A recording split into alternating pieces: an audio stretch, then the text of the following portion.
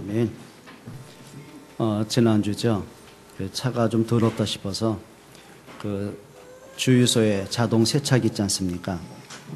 이제 세차를 하려고 차를 이렇게 놓았어요.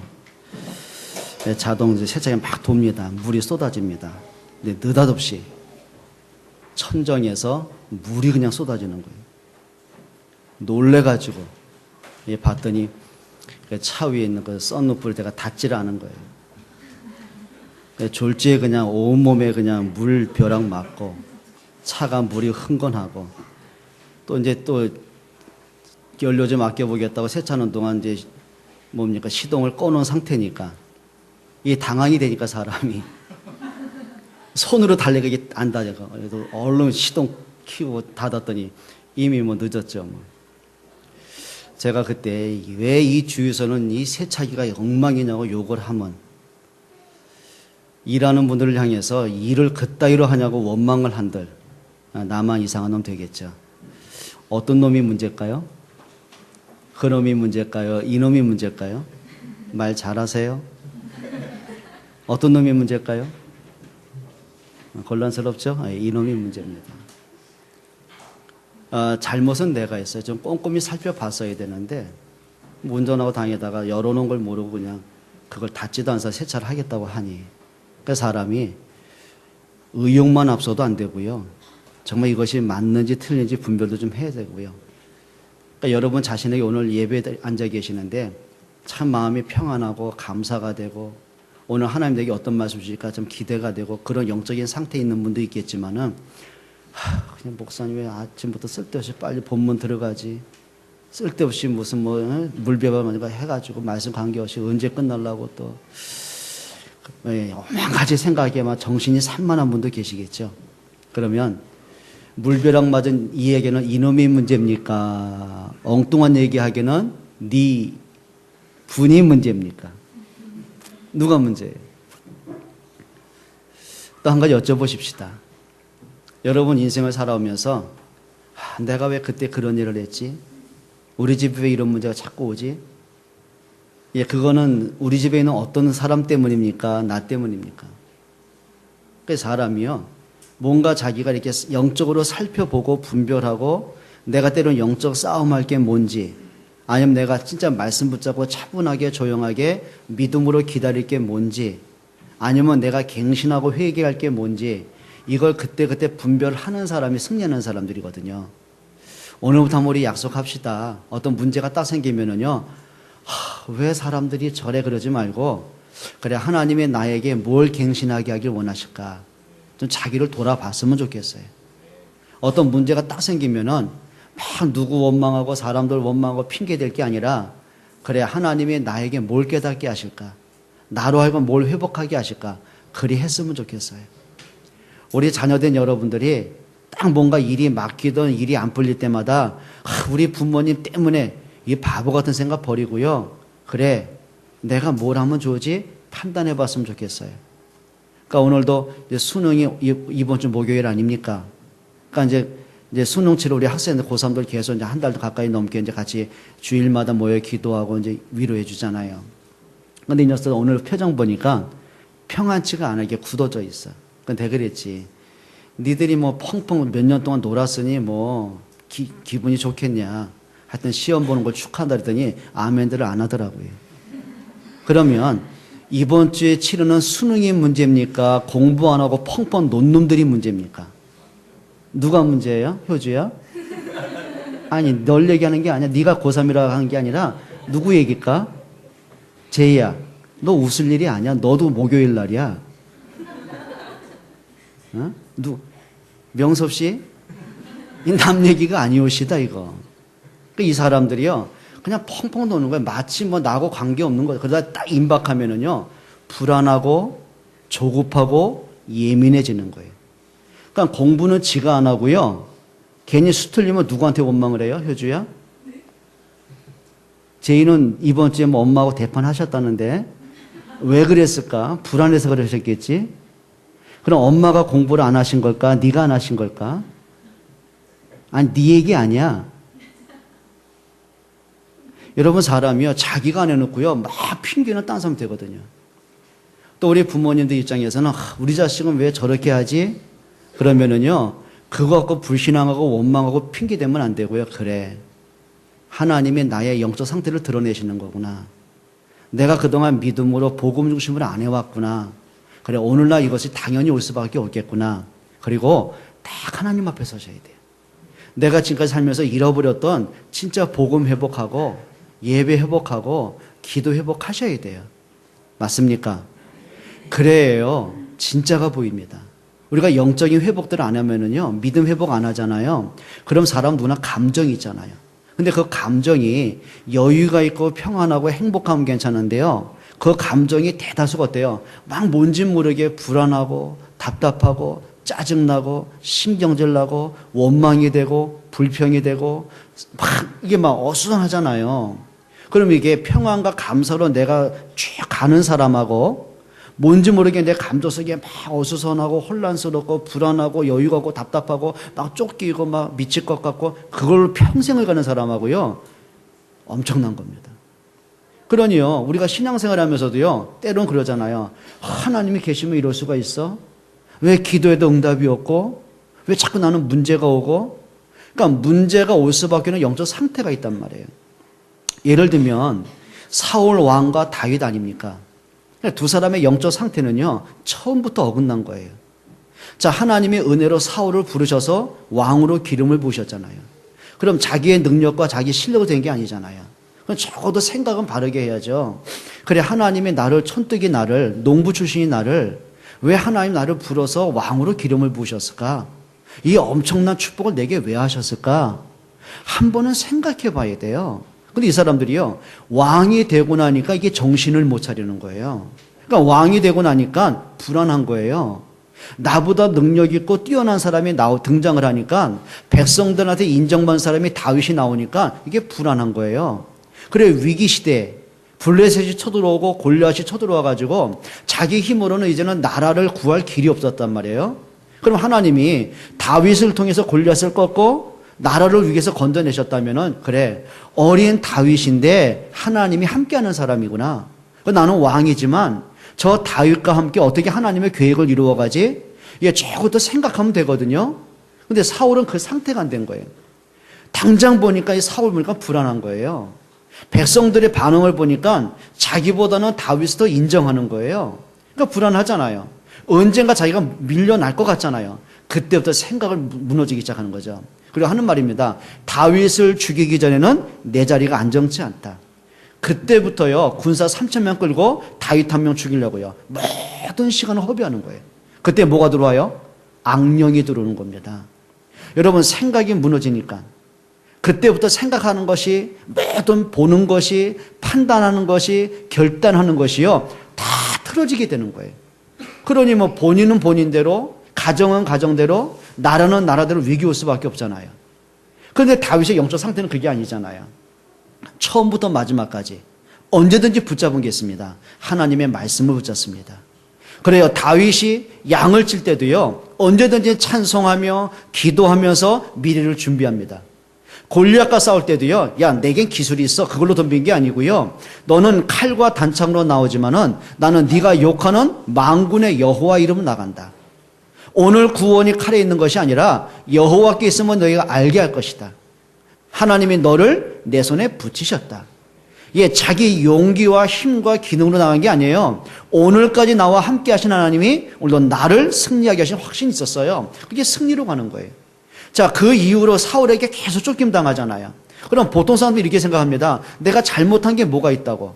차라리 나한테 상을 못 줄 망정 나를 죽이려고 해? 어디 한번 두고 보자. 이를 갈아야 되잖아요. 그럼 분명히 다윗은 하나님 앞에 믿음으로 도전했는데 그 믿음의 결과가 오히려 어려움 당하면 보통 사람은 그럴 거 아닙니까? 하나님이 계시면 나한테 왜 이렇게 위기가 오지? 정말 하나님 계신 게 정말 맞나? 온갖 불신앙 가죠. 그런데 그럴수록 문제 오면 올수록, 위기가 오면 올수록, 자기가 이해가 안 되는 문제가 생기면 생길수록 다윗은 한 가지 결단한 겁니다. 그래, 여호와는 나의 목자니 내가 부족함이 없다. 여러분, 그게 믿음의 사람들의 특징이거든요. 오늘 하셔야 됩니다. 영적 상태를 빨리 바꾸셔야 돼요. 우리 학생들이요, 불안하고 있으면 안 돼요. 수능인데 내가 대학을 갈지 뭘까지 그러고 있으면 안 되고요. 그래, 내가 지금까지 펑펑 놀았구나. 내가 준비 못하는 그래 하루살이였구나. 그러면 오늘부터 내가 핑계대거나 미루지 말자. 내가 오늘 할 일은 오늘 도전하자. 여러분, 자기 근성을 자꾸 바꿔나가야 됩니다. 그게 뭐예요? 상태를 바꾸는 거예요. 가장 중요한 거, 영적 상태 바꿀 수 있기를 축원합니다. 마음의 상태, 여러분 판단하는 상태, 삶의 스타일의 상태 바꾸셔야 돼요. 그래야 운명이 해결됩니다. 오늘 저와 여러분들에게 복음으로 회복될 수 있기를 축원합니다. 한번 제목입니다. 따라 하실까요? 응답받는 사람은 그릇이 다르다. 그래요. 응답받는 사람을 보면은요, 응답받을 수밖에 없는 그릇이 있어요. 자, 이런 거 있죠. 사람들한테 인정받고 칭찬받고 사랑받는 사람은요, 사랑받을 수밖에 없는 그릇이 있어요. 근데 사람들한테 인정도 못 받고 미움만 받고 신뢰가 없는 사람은 그 나름대로의 그릇이 있어요. 뭐 얘기 안 하도 아시겠죠? 여러분, 그게 뭐냐면 그 사람의 그릇이거든요. 그럼 영적인 그릇도 마찬가지예요. 그러면 정말 하나님 앞에 응답받는 사람들의 특징이 있습니다. 히브리서 11장에 보면은 믿음의 사람들입니다. 한 시대를 바꿨던 믿음의 승리자들입니다. 자, 초대교회, 특별히 오늘 로마서 10장에 보면은요, 로마의 핍박 시대, 유대인의 공격하는 종교 핍박의 시대, 많은 어려운 시대를 살아갑니다. 예수 믿다 들키면 잡혀 죽는 그런 어려운 고난의 시기입니다. 근데 그 시기 속에서요, 진짜 응답을 받고 개인과 가정과 자녀와 그리고 현장과 그리고 로마를 복음화하는 사람들이 오늘 본문에 나온단 말이에요. 그러면 구약의 믿음의 사람이나 신약의 믿음의 사람은 공통적인 특징이 있습니다. 처음부터 마지막까지 이 사람들은 말씀 앞에 붙잡힌 사람들이에요. 하나님의 말씀이 뭔가를 아는 사람들이에요. 사람이 하는 말, 이런저런 분위기, 막 들리는 여론들, 내게 주어진 형편, 내 삶의 모든 일들, 어렵고 좋고 그것 때문이 아니라 하나님의 말씀에 붙잡힌 사람들이에요. 다윗이 양을 칠 때나 골리앗과 싸울 때나 사울에게 쫓김을 당할 때나 왕으로 성공을 했을 때나 절대 변함없이 붙잡은 한 가지가 있습니다. 하나님의 말씀에 붙잡힌 사람이에요. 말씀으로 문제를 봐요. 말씀으로 오늘을 봐요. 말씀으로 미래를 봐요. 말씀으로 자신을 봐요. 그러고 보니까 불신앙해야 되는데 불신앙에 빠질 일이 없어요. 그렇죠? 넘어져야 되는데 넘어질 이유가 없어요. 오히려 거기서 답을 찾고 승리하는 사람들이 되어져요. 어느 날 시간이 지나고 보니까 그 모든 것들이 응답으로 바뀌어져 가더란 말이에요. 여러분, 말씀에 좀 붙잡히기를 축원합니다. 오늘 그리 하셨으면 좋겠어요. 여러분 마음속에 인생을 살아가면 살아갈수록 딱 좀 세 가지가 가슴에 다 담겼으면 좋겠어요. 그렇죠? 제대로 된 사람 마음속에 삶을 살수록 아, 진짜 부모님 은혜가 감사하구나, 일이 됩니다. 근데 틀린 사람은 삶을 살수록 내가 어쩌다 저런 부모 만나가지고 일이 됩니다. 물론 부모님의 영적 문제 틀린 것도 많이 있을 수 있어요. 그런데 늘 핑계대고 원망하는 사람들이 있고요, 그걸 축복의 발판으로 만드는 사람들이 있단 말이에요. 그게 뭐죠? 첫째, 한번 이런 생각했으면 좋겠어요. 여러분이 인생을 살아가면 살아갈수록 그냥 내가 열심히 교회를 다니고 뭐 열심히 믿고 뭔가를 하고 그건 나중 문제입니다. 한 가지 가슴에 딱 담는 게 있어야 돼요. 아, 진짜 복음이 맞구나. 정말 그리스도가 맞구나. 여기에 대한 선명한 믿음의 그림이 좀 그렸으면 좋겠어요. 모세는 80년 동안 이 그림이 안 그려진 사람이에요. 모세는 분명히 모태신앙입니다. 그리고 1대2대 기독교 집안이 아닙니다. 아담 이후로 계속 끊임없는 믿음의 가정들입니다. 그리고 모세는요, 그냥 평신도 가정이 아니었어요. 목사님 아들이었어요. 레위 지파 아닙니까? 그러면 모세가 평생을 살아가면서 자기 친아버지가 레위 지파 제사장 아닙니까? 그럼 희생 제사를 드린 걸 늘 봤단 말이에요.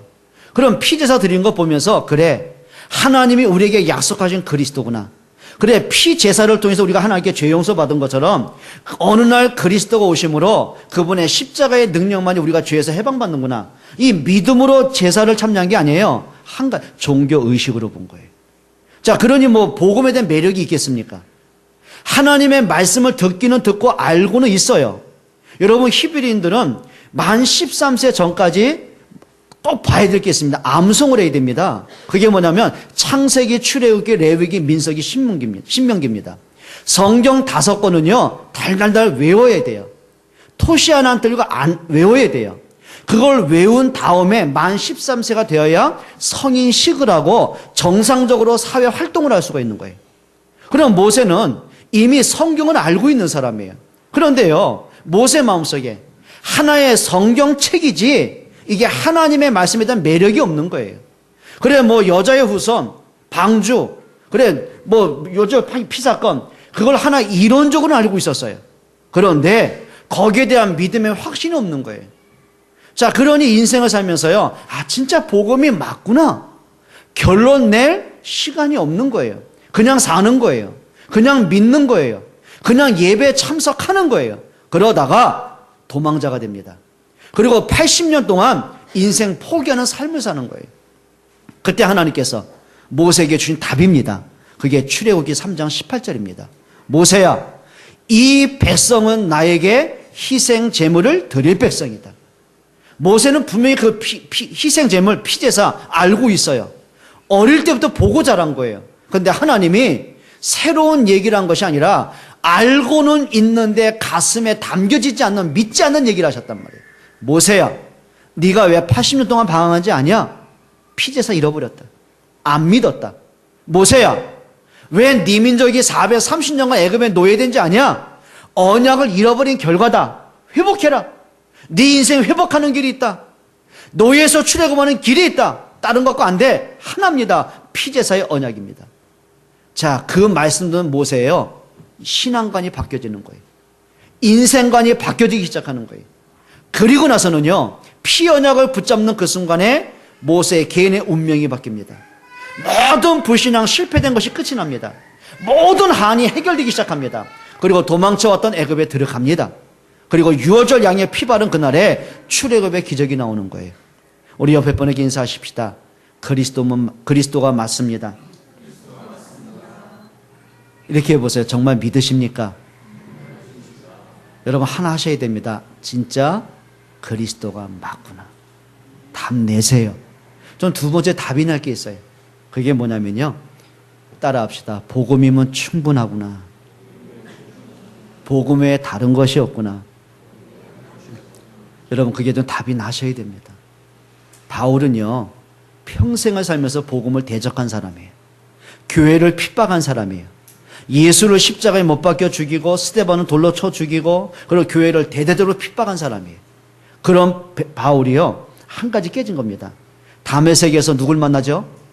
부활하신 그리스도 만납니다. 그리고 이렇게 결론 내렸습니다. 아, 그리스도가 맞구나. 그래, 그리스도의 답이 없다. 그래서 성경 전체를 가지고 보니까는요, 그리스도로 해석이 되어지는 거예요. 그리고 빌립보서 4장 13절에 바울이 이렇게 고백합니다. 내게 능력 주신 자에서 내가 모든 걸 할 수 있다. 그럼 바울이 난 할 수 있다 그 말은 뭐 넉넉하고 여유 있고 평안하고 일이 잘 풀리고 그런 상황에서 고백한 게 아닙니다. 계속 핍박당하고 매를 맞고 감옥에 가고 굶주림을 당하고, 바다를 이렇게 가는 항해할 때 파선을 당해가지고 깊은 바다에 갇혀 있고, 계속 어려움을 당하는 거예요. 심지어는 루스드에서 전도하다 돌에 맞아 죽기도 하고 계속 문제가 오는 거예요. 그런데 바울이 느낀 겁니다. 그래, 복음 안에 모든 것 다 있다. 그래, 바울이 그거 대답하고 내게 능력 주시나 내가 모든 걸 할 수 있다. 여러분 적어도 우리가 복음이면 충분하구나, 좀 답을 찾아냈으면 좋겠어요. 세 번째, 좀 여러분이 얻을 답이 있습니다. 그럼 내가 남은 인생을 이 복음을 위해서 어떻게 헌신하면 좋을까? 그런 좀 결론 냈으면 좋겠어요. 진짜 정상적인 부모는요, 그래 내가 어떻게 하면 이 아이를 참 행복하게 잘 키울 수 있을까? 그리 하겠죠. 정상적인 자녀는 그래 우리 엄마 아빠 살아계실 때 어떻게 하면 내가 행복하게 해드릴까? 그리 생각 들겠죠. 그게 바른 거 아닙니까?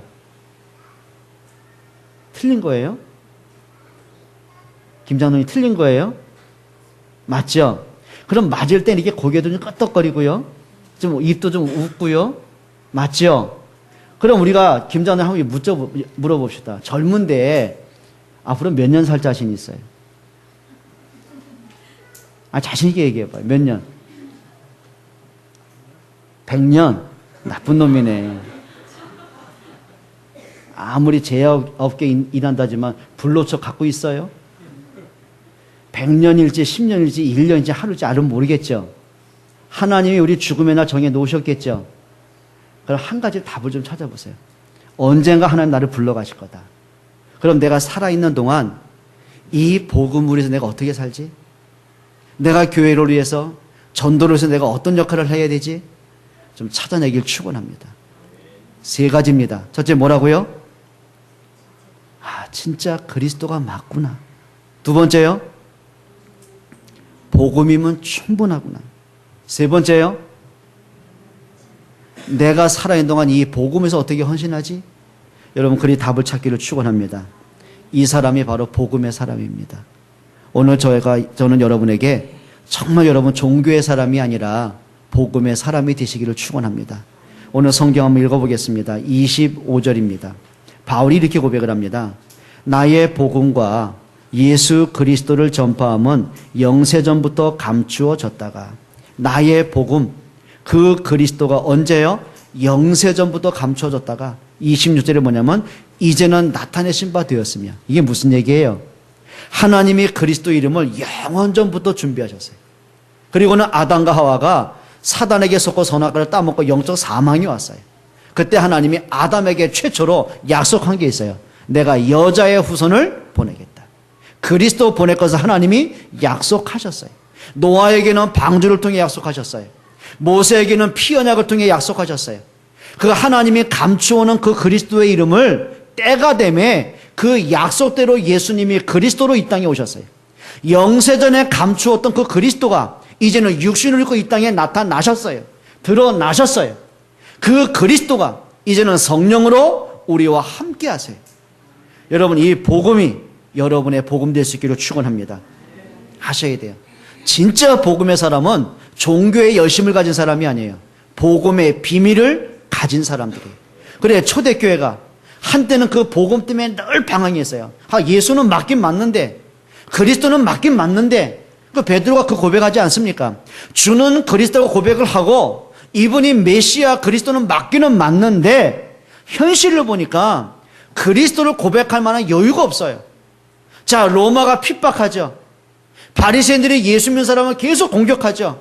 심지어는 예수님을 잡아다가 재판하고 이제 날이 새면 십자가에 못 박으려고 모든 준비했단 말이에요.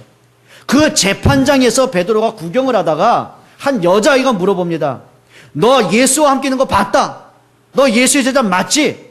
너 말투가 갈릴리 사람이다. 너 예수의 제자 맞지? 그때 베드로가 얼마나 갈등했겠습니까? 아, 그리스도 맞아요.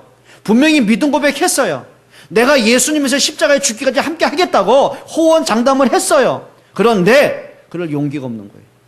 내가 예수의 제자 맞다고 인정하는 그 순간 나도 저 예수와 똑같이 재판받고 똑같이 죽을 거야. 그러니까 너무 힘든 거예요. 예수를 믿는다고 고백하기가 너무 부끄러운 거예요. 그리고 한마디 합니다. 나 예수 몰라. 예수를 부인하고 저주하고 맹세하고 도망가 버린 거예요. 그리고 베드로만 그렇습니까? 모든 제자가 하나같이 예수님 부인하고 다 도망가 버린 거예요. 그런데 이 제자들이요, 하나를 체험한 겁니다. 감람산에서 부활하신 예수 그리스도를 체험한 거예요. 그리스도의 십자가의 사건과 부활에 대한 믿음이 회복되기 시작하는 거예요. 한낱 예수님이 힘이 없어 죽은 것이 아니고, 그래, 저 유대인들이 실투해서 그냥 예수님이 죽은 것이 아니라, 그래, 이게 구약에 이미 예언됐구나. 그래, 이사야 53장 이미 예언돼 있잖아요.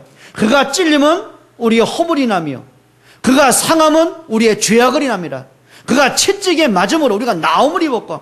그래요, 창세기부터 말라기까지 이미 그리스도를 약속하셨고 그리스도가 오실 것을 말씀하셨고 그리스도의 십자가 사건을 말씀하셨는데 우리가 이걸 몰랐구나. 성경을 하나의 지식은 알고 있는데 성경 속에 그리스도 몰랐구나. 그리고 그분이 그리스도가 맞다는 증거로 3일 만에 부활하신 거예요. 이게 마음속에 믿어지기 시작하는 거예요. 복음이 믿어지고 보니까 그때부터 생각이 바뀌어요. 삶이 바뀌어요. 내용이 바뀌어요. 언어 습관이 바뀌어요. 삶의 목적이 바뀌어지기 시작하는 거예요. 그게 복음의 사람이라고 하는 거예요. 지난번에 어떤 분이 그런 얘기하더라고요. 자기는 아이에 대해서 굉장히 이렇게 관심이 없대요. 왜 결혼해가지고 애를 낳아가지고 왜 이렇게 애한테 헌신하는지 모르겠다고. 아, 내 인생은 내 건데 왜 애한테 투자하냐고. 자기는 결혼해도 애 안 낳고 무슨 뭐 그렇게 했다는 거예요. 옛날에 제가 지도했던 아이가 그런 말 했어요. 근데 어느 날 이 녀석이 어떤 남자 눈이 맞은 거예요. 그리고 사랑에 불이 붙었어요. 결혼했어요. 그리고 아이를 낳았어요. 근데 그 녀석이 이제는 엄마 바보가 됐어요. 하는 말입니다. 이제 알겠다는 거예요. 그래서 제가 언젠가 그 친구 만나게 됐어요. 놀렸죠. 너 애 안 낳는다며. 애한테 헌신하는 게 아깝다며. 그때는 그거는 목사님 애 낳기 이전이죠 그러더라고요. 애를 낳고 보니까 너무 이쁘더라는 거예요. 그래가지고 너무 이쁘다 보니까 낳고 3명을 낳대요. 그래요. 나본 사람은 알아요. 그냥 처녀 때, 총각 때 그냥 막연하게 애기가 좋아, 이뻐 그런 막연한 생각하고 정말 내 품에서 낳은 그 아기를 내가 막 사랑으로 양육하면서 그 성장하는 과정을 지켜보면서 그건 다른 거예요. 그렇죠? 그냥 사랑한다는 거하고 이 마음에서 막 우러나오는 어떤 표현 못한 그거 다른 거예요. 내가 기독교인이기 때문에 교회를 다니고 내가 신자이기 때문에 오늘 예배를 드리는 사람하고 진짜 복음이 이런 거구나. 그리스도에게 이런 비밀이 있었구나. 그래, 내가 그리스도로 구원받은 축복이 이런 거구나. 그걸 깨달아지고 믿어지고 복음이 누려지고 이런 사람이 예수님 말하는 거하고 다른 거예요. 옆에 분에게 물어보세요. 당신은 어떤 사람이에요? 네? 그냥 신자로 말하는 예수입니까? 진짜 마음에 믿어져서 나오는 예수입니까? 여러분 어떻습니까? 우리 장자노님 어떠셨어요? 얘기 좀 해봐요. 네? 근데 저분 고발 하나 할게요. 결혼할 때 약속을 했대요. 교회 다니기로. 결혼하고 나니까 뺀질대고 안 나오더만. 교회를 나오는데 글쎄요, 저 뒤쪽에 앉아요. 저를 안 봐요. 창밖을 봐요. 끊임없이 시계를 봐요. 길다 이거지. 설교 좀 짧게 하라 이거지. 그래도 어느 날 저를 쳐다봐요. 말씀을 들어요. 그리고 앞으로 좀 와요. 그래도 오늘 장로가 됐어요. 그때 뺀질대고 예수 믿을 때 하고, 그때 뺀질이 맞았죠? 봐요, 여기 장 뺀질 써 있잖아요. 뺀질되게 예수 믿을 때 하고 종교 생활할 때 하고 진짜 복음이 이런 거구나. 그리스도가 이런 이름이었구나. 구원받은 내가 이렇게 그거 알 때하고 지금 느낌이 좀 어떠세요? 좀 나와서 얘기 좀 할래요? 다르죠? 안 달라요? 여러분 다르게 되어 있습니다. 여러분 신앙에 좀 성장이 있기를 축원합니다. 옆에 분에게 인사하세요. 뺀질대지 마세요. 진짜 믿으세요. 예, 복음을 가진 사람들, 복음의 비밀을 깨달은 사람들, 복음 때문에 행복한 사람들, 진짜 복음을 위해서 내 삶을 드리고 싶은 헌신에 대한 결단한 사람들, 오늘 여러분 그 사람들이 되시기를 축원합니다. 두 번째는 복음에 의한 사람들이 되셨으면 좋겠어요. 지난주부터요 부산에서 세계 기독교 협의회가 모이고 있습니다. 근데 이름은 기독교인데 이제 혼합 종교죠. 그걸 WCC라고 합니다. 자, 이 사람들이요 하는 게 있습니다. 그러니까 종교 다원주의입니다. 그래 구원이 예수 속에만 있겠냐? 이 땅의 모든 종교에는 다 구원이 있다. 종교 일치주의, 혼합주의입니다.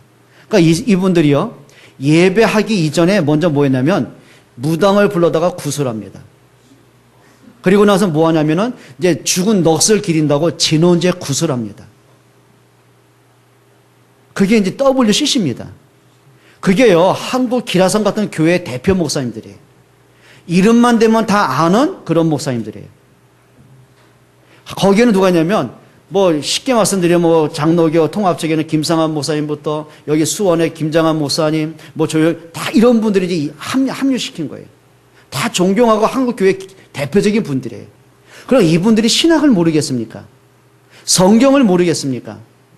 하나님을 안 믿겠습니까? 근데 이분들의 생각은 좋아요. 양심적이에요. 그래 모든 종교는 다 구원이 있다고 얘기하자. 그래 뭐 모든 종교 같이 모아보자. 그래 불교 유리도 뭐 다 하나가 돼보고 무당들 왜 터부시하냐 불러다 우리 굿도 하고 그리고 왜 이 땅의 사람들이 다 중요한데 다 개성이 있는데 왜 동성연애 욕하느냐? 그래서 동성연애 다 합법화지 인정해 주기로. 그게 WCC입니다. 혹시 여러분 들으시면서 목사님 그 사람들 그릇이 크네요 그렇게 생각하는 분 계십니까? 여러분 사람이요 열심히 하면 안 됩니다. 이게 하나님의 말씀이 맞는지에 대한 분별력은 갖고 있어야 됩니다. 이 사람들이요 무턱대고 열심히 합니다. 그건 인격도 중요한 거고 화합도 중요한 거예요. 그런데 중요한 게 있어요. 우리가 다른 종교를 욕하면 안 되죠. 왜 종교가 나쁘겠습니까? 근데 중요한 게 있단 말이에요. 좋은 종교를 갖고는 인간이 해결해서는 죄의 문제를 해결할 수가 없단 말이에요. 운명을 바꿀 수가 없는 거예요. 사단에서 건져낼 수가 없는 거예요.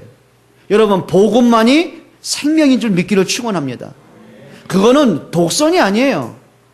여러분 정말 저와 여러분들에게 복음에 의한 사람들이 됐으면 좋겠어요. 속도가 아닙니다. 제일 중요한 게 뭐예요? 하나님과 내가 방향을 맞춰가는 사람이에요. 하나님이 내게 뭐라고 말씀하셨을까? 하나님이 진짜 원하는 게 뭘까? 한번 찾아보세요. 여러분 그런 믿음 갖기를 축원합니다. 바리새인들은요 자칭 열심히 있는 사람들이에요. 얼마나 하나님을 잘 믿습니까? 그런데 자기가 만들어 놓은 하나님을 믿었어요. 율법을 가지고 보니까 예수님을 인정할 수가 없는 거예요. 결국 예수님을 정죄하고 십자가에 못 박혀 죽이는 겁니다. 그게 열심이라는 거예요. 여러분 정말 저와 여러분들이 복음으로 모든 것을 분별하는 지혜가 있기를 축원합니다. 진짜 이게 복음이 맞냐? 하나님의 뜻이 맞냐? 한번 분별했으면 좋겠어요. 오늘 성경 한번 읽어보겠습니다. 17절입니다. 형제들아 내가 너희를 권하노니 너희가 배운 교훈을 뭐하여 거슬러 그랬어요. 여러분 하나님이 우리에게 복음을 주셨어요. 근데 사단은 우리에게 그 복음을 자꾸 잃어버리게 만들어요. 하나님은 아담과 하와를 하나님의 형상대로 창조했어요. 근데 사단은 아담으로 하여금 하나님을 떠나게 만드는 거예요. 그게 거스르는 거예요. 그래 하나님은 우리에게 율법을 통해서 그리스도를 바라보게 만드셨어요. 근데 종교인들은 그 율법을 가지고 예수님을 정죄하기 시작했어요. 그게 뭐예요? 복음을 거스르는 거예요. 우리가 복음을 들었잖아요. 근데 어느 순간 사람이 복음을 잃어보기 시작해요. 자꾸 사람들의 말 때문에 흔들리고 분위기 때문에 흔들리고 이런 문제들이 오기 시작하는 거예요. 그게 뭐예요? 복음을 거스르는 거예요. 그리고 뭘 일으켜요? 분쟁을 일으키거나. 여러분 우리가 복음이 뭡니까? 생명 살리는 겁니다. 사람을 살리는 겁니다. 힘을 주는 겁니다. 그렇죠? 사단의 존재를 꺾고 그 사람을 운명에서 건져내는 겁니다. 복음이 뭡니까? 사랑입니다. 섬김입니다. 근데 많은 사람이 복음을 가졌는데 뭐 한다고요? 분쟁하는 거예요. 나하고 안 맞는다고. 내 편이 아니라고. 서로 분쟁하고 분열하고 우리가 가진 건 복음인데 자꾸 사람들 찾아내면서 자꾸 불신앙을 말하고 일이 되는 거예요. 그게 뭐예요? 분쟁이에요. 또 17절 보세요. 거치게 하는 자들을 살피고 그들에게도 떠나라. 그리고 20절입니다. 한번 보세요. 평강의 하나님께서 속히 사단을 너희 발 아래서 상하게 하시리라. 여러분 우리가 진짜 좀 복음으로 회복하는 여러분 되시기를 바랍니다. 그래서 언제든지 하셔야 돼요. 우리의 신앙의 모든 기준이 하나 있어야 됩니다. 하나님의 말씀은 뭐라고 하시는지. 여러분 말씀에서 답을 찾으세요. 말씀에서 기도 제목을 찾아내세요. 말씀에서 여러분이 힘을 얻으세요. 말씀으로 승리할 수 있기를 주의 이름으로 축원드립니다. 그래요. 마지막 세 번째입니다. 복음을 위한 사람들이 됐으면 좋겠어요. 오늘 로마서 16장에 보면은 바울이 평생 사역을 하면서 잊을 수 없는 믿음의 사람들을 얘기합니다. 자, 그 사람들 이름을 한번 볼게요. 오늘 성경 한번 같이 읽어보겠습니다. 1절입니다. 같이 보겠습니다. 내가 갱그레아 교회의 일꾼으로 있는 우리 자매 베베를 너희에게 추천해. 누가 나와요? 베베입니다. 근데 이 사람은 2절에 뭐가 됐다고요? 나의 보호자가 되었습니다. 예, 교회를 보호하고 전도자를 보호하고 성도들을 보호하는 사람. 그들을 위해서 정말 기도하는 사람이죠. 그리고 3절 4절 보세요. 너희는 그리스도 예수 안에서 나의 누구라고요? 동역자인 브리스가와 아굴라. 여기 동역자란 말은 같이 일을 했다 그 차원이 아닙니다. 중심에 담긴 게 뭐냐는 거예요. 4절입니다. 그들은 내 목숨을 위하여 자기들의 목까지도 내어 놓았나니 나뿐 아니라 이방인의 모든 교회도 그들에게 감사하느니라. 뭐 했다고 그러죠? 복음과 전도와 교회를 위해서 자기의 목이라도 내어놓을 만큼, 예, 그런 동역자 역할을 했어요. 또 한번 보세요. 5절입니다. 같이 읽습니다. 또 저희 집에 있는 교회에도 문안하라. 내가 사랑하는 에베네도. 여기 단순하게 뭐 잘해줘 사랑이겠습니까? 아니죠. 복음으로 통하는 사람이에요. 그래요. 기도 제목이 통하는 사람이에요. 전도 때문에 한 방향을 맞춘 거예요. 그러고 보니까 진짜 사랑하는 만남이 되어지는 거예요. 여러분 이런 사람 되시기를 축원합니다. 그리고 6절에 보세요. 너희를 위하여 많이 수고한 마리아. 뭐 했다고요? 많이 수고했다. 뭐 일을 많이 했다는 얘기입니까? 아닙니다. 정말 복음을 위한 것이라면, 교회와 전도를 위한 것이 맞다면, 예, 사람들 자기 계산하잖아요. 근데 자기 계산이 아니에요. 복음 앞에 선 사람이에요. 많이 수고한 사람이에요. 그리고 7절 한번 보세요. 내 친척이요 그랬어요. 여러분 이게 혈통적인 친척이겠습니까? 아니요. 그만큼 마음이 통하고 방향이 통하고 목적이 통하는 사람이에요. 그리고 나서는 10절 보세요. 그리스도에서 뭘 받은 자? 인정함을 받은 아벨레. 예, 불신자가 봐도 인정하는 사람 있잖아요. 그래, 요셉을 보니까 불신자인 보디발이 인정할 수밖에 없는 사람이 있어요. 더군다나 교회에 믿음이 약한 사람들 있잖아요. 그 사람들이 여러분을 보면서, 야, 저분 보니까 진짜 복음이 이렇게 좋은 거구나. 교회란 게 이런 거구나. 이게 인정하는 사람이 있어요. 그리고 또 있어요. 13절 보세요. 주 안에서 택하심을 입은 루포와 그 어머니에게 문안하라. 그의 어머니는 곧 내 어머니니라. 예, 루포의 엄마. 연세가 많겠죠. 근데 이분이 얼마나 연세 많으면 막 고집세지고 자기 말만 하시잖아요. 그런데 이 루포의 어머니의 특징이 있어요. 연세가 많음에도 불구하고요, 교회에 있는 모든 사람을 포용해줘요. 연약한 사람을 힘을 줄 수 있는 능력이 있었어요. 그렇죠. 불신앙하는 사람들이 복음 속에 들어올 수 있도록 도울 수 있는 힘이 있었어요. 그리고 전도자 바울을 위해서 늘 보호자가 되고 감싸주고 어머니와 어떤 포근함이 있었어요. 연세 많은 분들은 이런 믿음의 사람 되시길 축원합니다. 그리고 23절 보세요. 이렇게 말하죠. 나와 온 교회를 돌보아주는 가이오도 너희에게 문안하고 이성의 재무가 그랬어요. 여기 돌보아주는 가이오 그랬는데 예전 성경은 뭐라 했어요? 식주인 그랬어요. 교회의 모든 것을 채우는 사람. 전도자를 마음껏 전도할 수 있도록 배경이 되어주는 사람. 그게 식주인이라는 얘기죠. 여러분은 어떤 애칭을 좀 받고 싶으세요? 혹시 여러분들의 이름이 오늘 로마서 16장에 이름이 기록이 된다면 뭐라고 기록될 것 같아요? 한번 얘기해 보실래요? 여러분은 뭐라고 기록될 것 같아요? 혹시 이런 사람 없어요? 뺀질대고 말 안 듣고 고집 많은 심채영. 혹시 그렇게 기록 안 될까요? 여러분 뭐라고 기록되기 원하세요? 대답 좀 해봐요. 그래 빨리 끝나지. 예? 뭐라고 기록되면 좋을 것 같아요?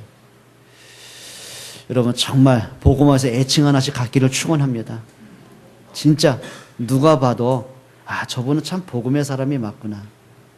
저분은 정말 믿음의 사람이 맞구나. 야, 교회가 이렇게 좋은 것이구나. 여러분 이런 느낌을 주는 사람들이 있단 말이에요. 여러분이 정말 복음을 위한 그런 사람 되시기를 축원합니다. 말씀을 맺겠습니다. 한번 해보세요.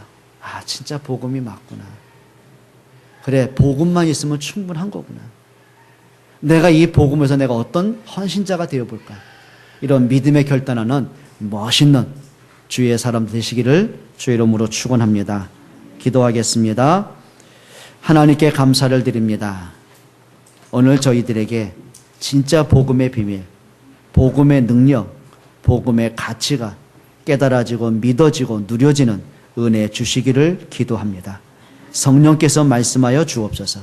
우리의 믿음의 그릇이 넓어지게 하여 주옵소서. 정말 어찌하든지 복음을 위한, 하나님 나라를 위한, 교회를 위한 헌신된 일꾼들 되게 하여 주옵소서. 감당할 수 있는 힘 주시고 지혜 주시고 성령으로 충만케 하시고 참된 축복을 허락해 주옵소서. 예수 그리스도의 이름으로 기도합니다. 아멘.